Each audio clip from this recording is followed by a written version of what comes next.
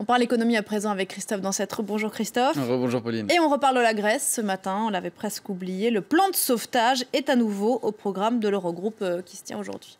Les ministres des Finances des 19 pays de l'Eurogroupe se retrouvent cet après-midi à Bruxelles. Ils doivent décider de la poursuite des aides à la Grèce en échange de nouveaux efforts budgétaires, des exigences d'austérité qui passent mal dans les rues d'Athènes. Sandrine Gomez. Dans les rues d'Athènes, des commerces un peu partout qui ont mis la clé sous la porte, parfois depuis plusieurs années. Dans ce restaurant, le patron discute avec les rares clients. Au gré des plans d'aide, le pouvoir d'achat des Grecs a chuté de près de 40%. Les impôts, eux, se sont envolés. Alors tout compte fait, il ne reste pas grand-chose à la fin du mois. Quand je fais mes comptes sur les 40 000 € de chiffre d'affaires, il n'en reste que 1 800 après les charges. Des Grecs toujours plus inquiets par la mise en œuvre du troisième plan d'aide conclu à l'été 2015. Ce lundi, l'Eurogroupe doit décider de l'octroi ou non d'une nouvelle tranche du prêt de 86 milliards d'euros.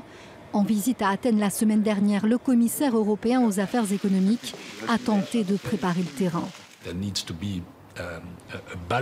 Il faut qu'il y ait une série de réformes équilibrées pour rendre cette économie plus compétitive, plus attractive pour les investissements.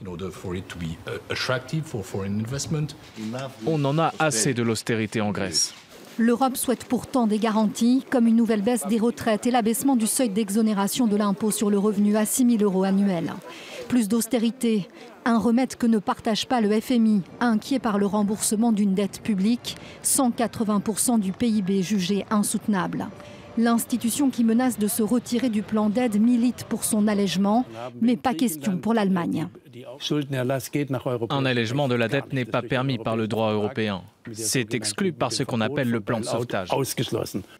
À quelques mois d'élections cruciales en Allemagne, en France, mais aussi aux Pays-Bas, pas question de faire de cadeaux qui pèseraient sur les contribuables européens et feraient le jeu des partis populistes. Voilà, les marchés vont regarder de près ce qui va se passer du côté de l'Eurogroupe aujourd'hui. Pour l'instant, une ouverture dans le vert en Europe.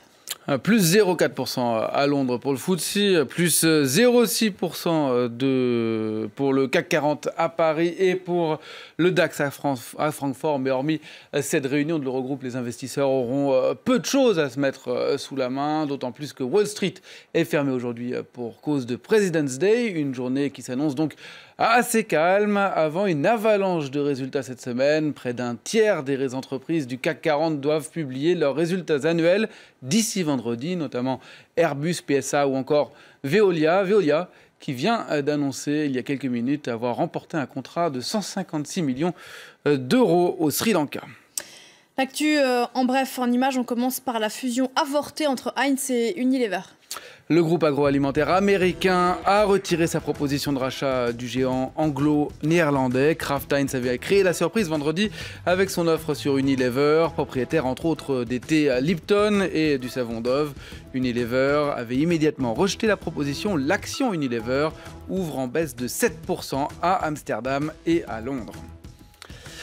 PSA prévoit de maintenir les usines allemandes d'Opel et promet aucun licenciement jusque 2019, au moins s'il rachète les activités européennes de General Motors, qui comprend Opel et le britannique Vauxhall. Information du journal Bild. Les grandes lignes du projet d'acquisition pourraient être développées ce jeudi avant une signature probable au Salon de Genève début mars.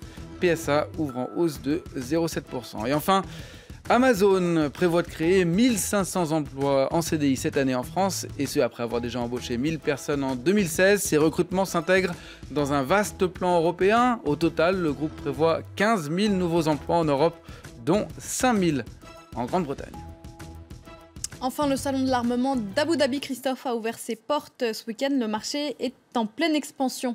Il ne s'est jamais aussi bien porté depuis la fin de la guerre froide, et ce sont sans surprise les pays du Moyen-Orient qui ont vu leurs achats progresser le plus ces dernières années. En témoignent encore les Émirats arabes unis qui ont conclu hier pas moins de 21 contrats, dont un passé avec le français Thales. Pour un total de 1,2 milliard de dollars. La France est le 4e exportateur mondial d'armes, derrière les États-Unis, la Chine et la Grande-Bretagne, devant l'Allemagne. Ces 5 pays représentent les 3/4 des exportations d'armes lourdes. Merci Christophe, c'était l'économie